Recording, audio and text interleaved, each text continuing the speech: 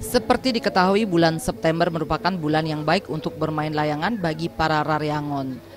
Peluang tersebut juga kerap dimanfaatkan masyarakat Bali untuk menggelar lomba layang-layang dan menjadi kegiatan tahunan. Namun pengalaman dari tahun ke tahun, rombongan peserta lomba layang-layang sering menimbulkan kemacetan lalu lintas karena membawa layangan dengan ukuran sangat besar. Kini layangan berukuran besar sudah bisa diakali dengan sistem knockdown atau bongkar pasang, bisa dirakit di lokasi perlombaan. Layangan knockdown ini dapat mengurangi kemacetan.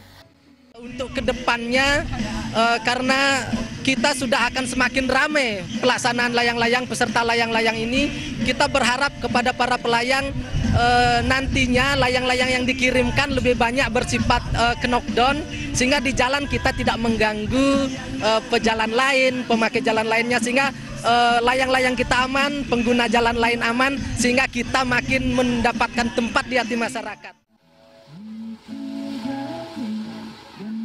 Lomba layang-layang merupakan suatu perlombaan yang juga mampu melestarikan budaya Bali, sehingga dalam pelaksanaannya tidak ternodai oleh sikap arogan peserta lomba.